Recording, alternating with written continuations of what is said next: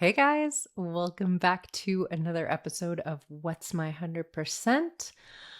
All right, I'm fired up for this one. So, I very rarely give trigger warnings, but I gotta say, today I'm gonna give a trigger warning with the hopes that you will keep your heart open to the possibility of being triggered because I feel really passionate about something that I want to share with you guys. And I think it might be a radically different perspective than many people are holding about something. But there's just been some things I've been thinking about that I think we really need to talk about and think about a little bit differently than perhaps we are. So here we go. I want to talk about dating apps today, and I want to make the case for deleting your dating apps. And it's funny, you guys, because I have been someone who talks a lot about love and relationships for a while now. In clinical practice, I've been primarily a couples therapist for many years, and whenever I talk about dating apps, I've sort of framed them as, certainly not something that is for me, but but I definitely think that they are something that can be supportive of creating connections. And, I have friends that have met and fallen in love on dating apps. I think they can be a way, well, I previously thought they could be a way of, making friendships and keeping our heart open to possibility. And I don't think that anymore. And I want to talk a little bit about why. So, what I used to say was I think if we go into the experience of dating apps without a lot of expectations and sort of say, I am just honing my skills of getting to know different people and being in conversation, then we can go in without an agenda, and that can be a really potent way to cultivate certain life skills and connections and all of the things, right? And I sort of had held that in a theoretical perspective because as someone who is pretty introverted, I've never actually, I'll just out myself in saying I've never been on a date with someone that I met on a dating app. I've certainly looked at dating apps and very quickly recognized that it's not something that I was interested in for myself. But any dating I've ever done since being singled after being married for a significant amount of time, it's either been someone that I've just met organically or, some friends have set us up. And so I felt a little bit like I didn't have a lot of experience to be speaking from a state of, certainty about dating apps now. What I've been thinking about a lot lately, and so much of this comes from watching clients and friends of mine and their experience of dating apps, and, you know, just feeling like there's some things about what this has done to our ability to relate and connect to one another that I'm actually starting to find deeply problematic. And while I think this can be the case with other various forms of technology, there's a very specific flavor about what is happening when we're on these dating apps that I think we should just be conscious of what we're participating in, right? And so I am going to give you my top 3 reasons why I feel strongly that you should delete your dating apps now. I would ask that you would hear me out. And, you know, certainly I'm so open to feedback, and I would love to hear in the comments after this episode what your thoughts are. And please feel free to disagree with me. But here's my thoughts on why I think these apps are problematic, right? So, number 3, I think that dating apps perpetuate what has become collectively like a discomfort tolerance within us that is atrophied. I think we have so much at our fingertips, whether it is delivery of our food, our groceries, our not needing to go out and see a movie because we've got like Netflix and all of these different apps and streaming services that are just there and accessible.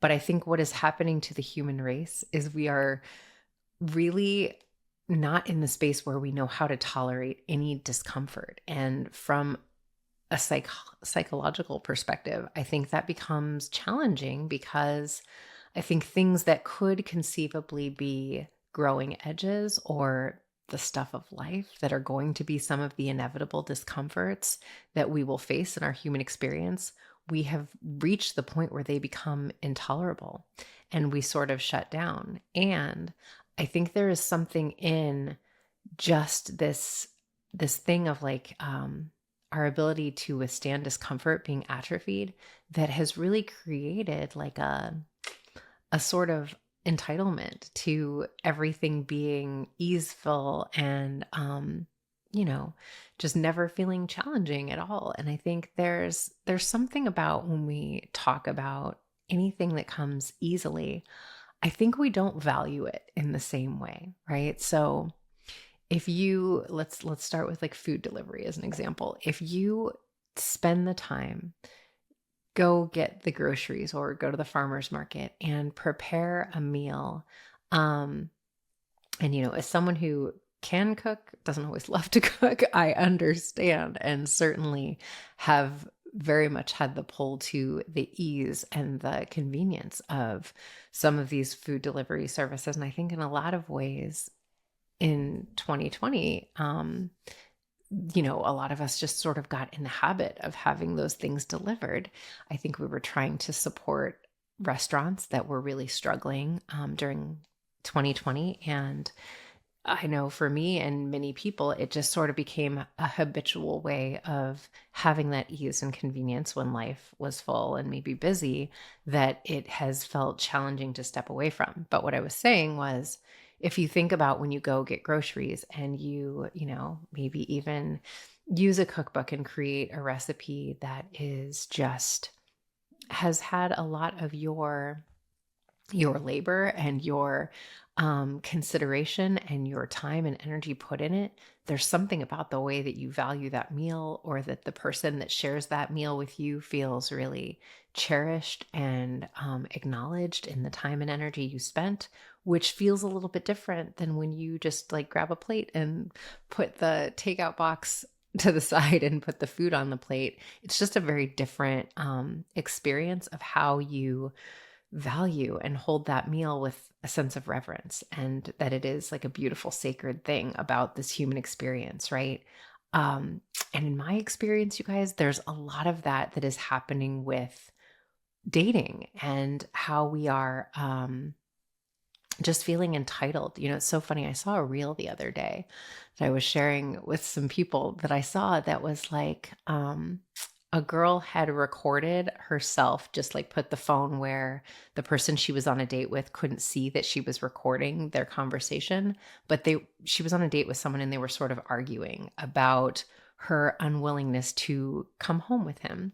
And he said, this was a really expensive dinner. You got lobster. And, I just feel like, you could at least come home with me. And these were actually like the words that were coming out of his mouth. And she was like, bro, I'm not a prostitute. I'll pay for my lobster if that's, an issue. I didn't know that this was a transactional experience. I thought we were getting to know one another and you offered to pay for my dinner. But I think that there's just a way that we've sort of decided that I want maybe connection, but certainly I would like some physical intimacy. Here's an app. Let's grab a person. Let's be, quick about it. And that there will be hopefully a payoff at the end of that, versus the sort of earnest attempt to sit in presence and have the experience of, certainly meeting another person, but even falling in love anymore. And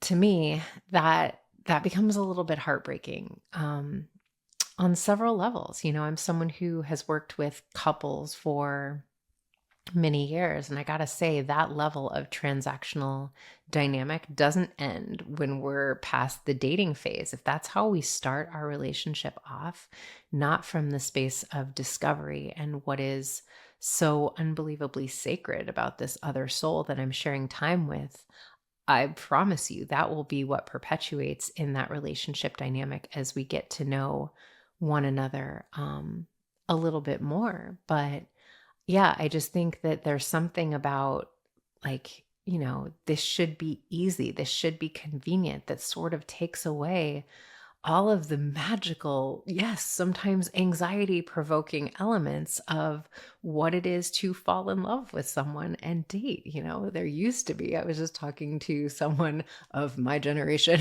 right? Like, I think there are those who are, younger, like not in their 40s or whatever, who don't remember a time when you had to, if you were interested in someone, call their home and speak to their parents and wait for their parents to get them and then have a conversation on a landline and ask them out and feel the anxiety and the anticipatory feelings of, are they going to say yes or no? Right? Even maybe back when we were in school, like, I like you. Do you like me? Check the box, yes or no. All of those things that we've sort of, gotten away from. And this leads me into my second point of why I think we should get away from dating apps is that I just find them to be incredibly dehumanizing.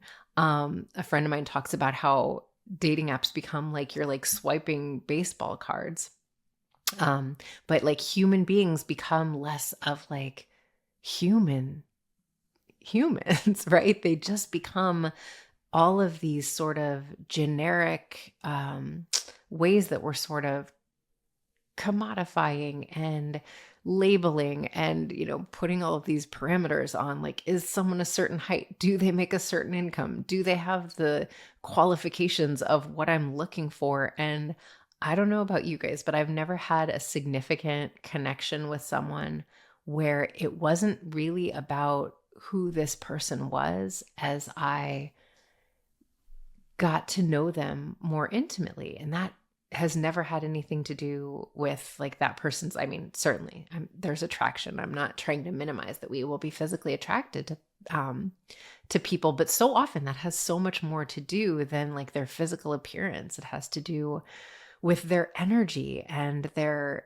personality and their soul and the way they show up. And I think it's just such a minimization of all of that when we're just sort of swiping and based on these really surface level characteristics, deciding if this is someone I'm interested in getting to know. But with dating apps being what they are, I think it's just really easy to fall into that as a trap and sort of, I can't tell you how often clients will tell me in the same way that we sort of like are just in, what, like almost like a sedated state, similar to how we are when we're swiping through Instagram or TikTok, that they do the same thing with the dating apps. It's like, let me just like swipe through and see if there's anything interesting here.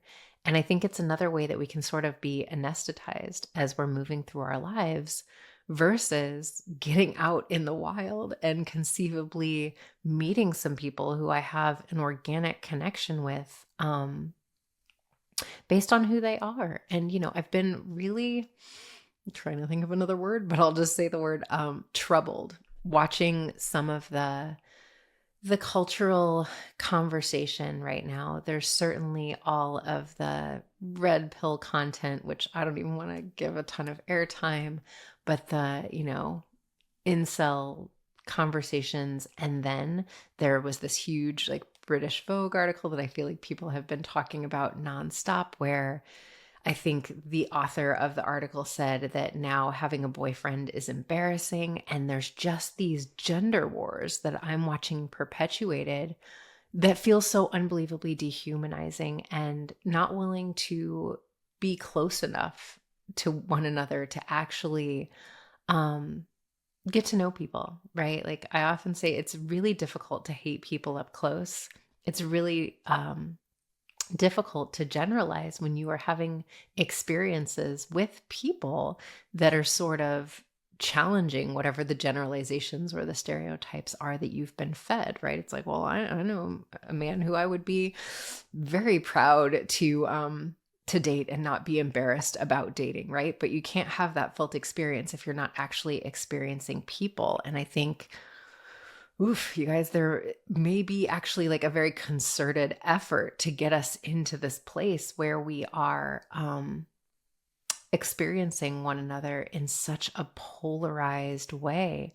And I think it's important. And that sort of brings me to my next point, which is, learning this was, I think, I'd been feeling a lot of this fairly strongly anyway around like, oof, I don't know. I feel like maybe we need to step back from the dating apps a little bit, maybe step back from one another until we can meet one another in a little bit more of a conscious way.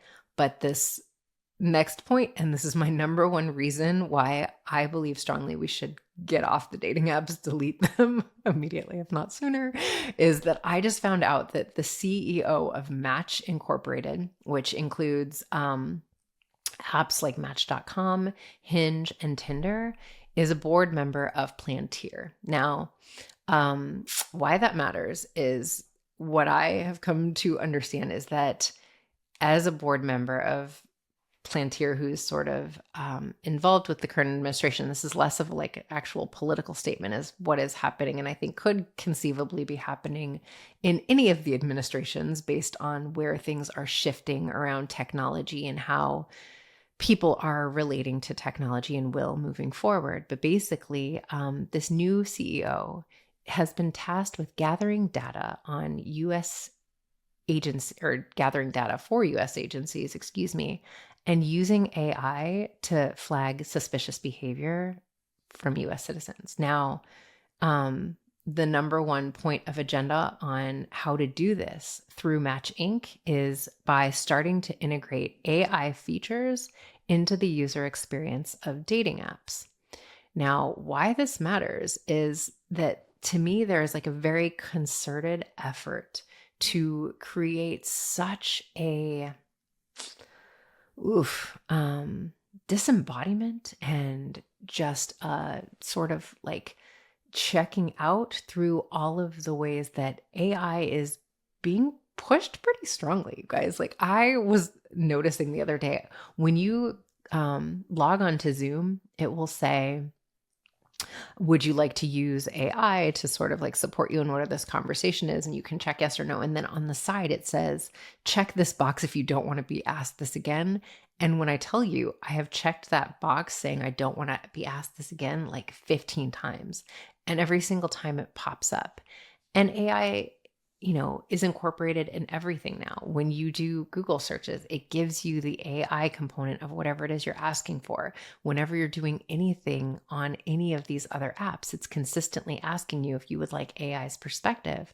And I just, from my understanding, and again, I'm not on these dating apps, so this is sort of me in the hearsay realm of what I'm being told, but that there's all these ways that AI is now supporting you in writing things that will make you a more, what's the word I'm looking for? Just a more viable candidate as someone who could conceivably be dating people, right? Now, again, I dislike this so much because to me, it perpetuates just this narrative that I think way too many of us are holding, that, one, that we need to be perfect in order to be worthy of love.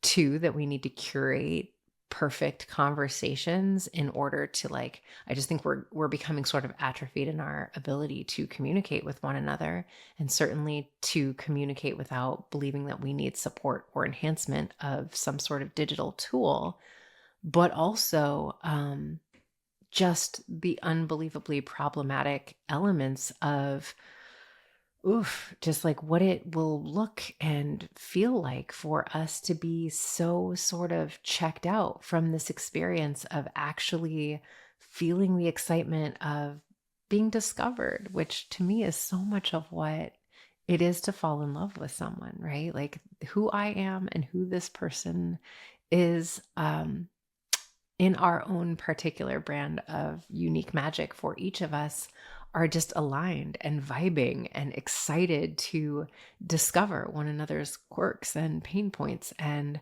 experience of this life up until now. But if we start off with the baseline premise that I need to, sort of sell myself as a valuable candidate, which I've said for a very long time, there's a lot about what the dating app premise is that sort of feels like job interviewing to me. It's sort of like you will actually hear people say you need to date like it's your part-time job and you should be seeing 2 to 3 people a week. Now, I cannot imagine anything more exhausting. And I understand that I'm an introvert. So one date a month feels like, whew, that's a lot. But and because, just like the small talk and the questioning in that way feels like a lot for me. But I do know people and have had clients that go on several dates a week. And I think that it can be very similar to the experience of selling ourselves, which perpetuates this narrative that we are worthy when someone else says so, or that the goal is to be chosen by another person, versus just sort of the organic magic that happens when we are in the wild and connect with someone and feel like, oh, I see you. There you are. You're amazing, right? And I want that for us. I want that for all of us. And the last point I'll make, and this is sort of like a bonus point, is that if you look at the model of dating apps, the business model of dating apps is not to support us in falling in love. And even more so as time has progressed, you guys, it is literally, and this part I actually have talked to other creators of various dating apps about their business models, and they are designed to keep you on these apps and feeling like if I just spend a little bit more a month, then I'll be shown like the most valuable candidates, or like the high value. God, even those words just like make me cringe. But yeah, that like it's just this, it's really sort of this feeding the beast of something. And then you sign up for a monthly membership. And as I was saying about some of my clients, it becomes, well, I haven't been on the app today. Maybe there's new fresh fish that are exciting. And it sort of feels like playing a slot machine to me, right? And I think if you look at those reward centers of the brain that are actually firing, it gives a very similar surge of dopamine, right? But there's a lot of ways that there's an algorithmic intelligence and a withholding of certain things and responses and all kinds of things that above my pay grade. I don't want to pretend that I know about it, but I do know that it's not a very effective business model if everybody's finding their match and connecting with someone they love, because why would you pay again next month once you found someone that you deeply connect with? But I digress. And so I think, what is the inevitable response that people have when I have sort of named this thing of like, I think everybody needs to get off the dating apps is, okay, Dené, then what? Like, how are we supposed to connect with people? And y'all, to that, I would say, how did we do it before dating apps became a thing? And I think there is something to allowing your life to not be centered around this thing of cultivating a pair bond that is where we need to head anyway. I feel very strongly that there is a move away from community that has been happening, for quite some time, actually, especially in Western culture, that has been so unbelievably detrimental to all of the ways that we are living and could conceivably or not be thriving, that we really need to look at. But, I tell people all the time, like, what do you love to do? What would you love to do if you weren't sort of focused on the goal of cultivating a pair bond? And that might be, I love to play recreational basketball. I love yoga. I love salsa dancing. To me, it's like amazing. Or line dancing. I feel like I hear a lot of people meeting cool people line dancing. But what would you love to do with your life regardless, right? And I think there is something about, if we talk about this thing of the discomfort atrophy, what if I challenged myself to really lean into what could conceivably be some discomfort in the beginning around not putting my life on hold in terms of the things that I long to do and experience until I have a partner to do them with? Because I hear this a lot. Like, I would love to travel, but I don't want to travel by myself. And what is beautiful about the way that the world has shifted, I think, is that, I facilitate retreats throughout the year where you can travel and you don't have to travel by yourself. A lot of people do a lot of different ways to do this, but that you can go with a group, and yes, a group of strangers, which may be out of your comfort zone. I know certainly there are points in my life where it has been in mine out of my comfort zone. But that I often will hear people say, we like come as strangers and then we leave as sisters or chosen family. And I know people who literally have met people on retreats or at their yoga studio who like this is their family and they spend holidays together and they're supportive of one another and are there for the births of their children, all the things, right? And I think what if that was something we leaned into trust around a little bit more than spending all of our time in search of the one? Because even if and when you find that one, if you don't have a village of people that you have co-created a life and experiences with, what I have found is that one person is just not enough. Like we were meant to thrive in villages, y'all. It's not this nuclear family structural idea that like one person can offer us what an entire community was meant to provide. I find really creates relationship dynamics where we struggle to feel a sense of fulfillment and that we're not at capacity with all of the responsibilities we have in life in general and then for one another as partners. And so, yeah, I would just say, what if we leaned into trust a little bit more? And I can't tell you, as someone who does not and has not done dating apps, the number of people that have told me, you're just never going to meet anyone, Danae, unless you're willing to get on the dating apps. And just not true. I reject anything that anyone tells me is not possible when I'm not doing it in alignment with a way that feels true and beautiful and inspiring to me. Now, if you feel like it is your truth and it is beautiful and you feel inspired being on dating apps, like amazing. Like if after my bullet pointed arguments, you still feel strongly, love that for you. If this is something that feels supportive of, where you are and how you feel really great in connecting with people, then truly, I think that that's a sovereign decision that each of us have to make for ourselves. But I think it's important that we bring a little bit of consciousness into certainly how we are utilizing these forms of technology. And this is like the real talk part, that we bring consciousness into how we're using all of these different forms of technology moving forward, but also that we just understand some of the possible ways that there may be an agenda to bring us further away from ourselves and not really as supportive of community as these creators of these apps might want us to believe, right? So I've made my case. Do with it what you will. I pulled a card from, this one is from the Zodiac Tarot, you guys, which I love it. And I love the card that I pulled. It feels like the universe speaking on this topic in such a beautiful way. So this is the World. Hopefully you can see it. And I love this deck because it sort of breaks down a little bit of the astrology around all of these cards in the major and minor arcana. So this is the World, and it says the journey that started with the Fool ends here. This is a card of cycle completion. The World, card number 21, is the last in the major arcana. And from it, a new cycle starts. The World is a card that completes a journey, and Saturn is the planet that Saturn is the planet that severs, sets boundaries, and separates.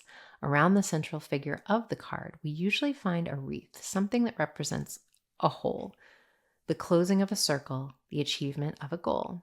From the World card, we can only start again. It's important not to close ourselves off too much, to not stand still in our comfort zone too long, but to be ready to leave our world to explore another one. Saturn concludes this cycle, severs what's unnecessary, and allows us to embark on this new journey. The keywords are achieved, objective, conclusion of cycle, and exploration. I love this because I just think we're really being asked to open up to different ways of doing things collectively, right? And getting out of our comfort zones that maybe have not been serving us in ways that we haven't even been aware of. I think there's just a lot that is meant, it's that thing of just because something is easy doesn't mean it's necessarily better. And I think a lot of what we have just been conditioned to experience as the better thing, because it's so easy and convenient, it's right here at my fingertips, is sometimes leading us away from our potential and the potential of just such an unbelievably beautiful life. I think there's something really potent in deciding that who I am in my skin is more than enough. And with that enough, I am excited for all the connections that I might curate, whether that is in community or in romance or in friendship or whatever it looks like, but less of sort of the, controlled agenda of this is what I'm here for and this is how I'm going to make it happen.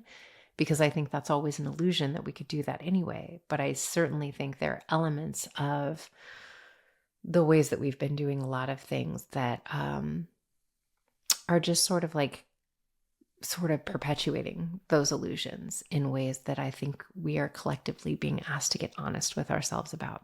And one of the ways that I feel really committed to unearthing that showing up and how we can approach this in a very different way is the way that we're meeting one another relationally.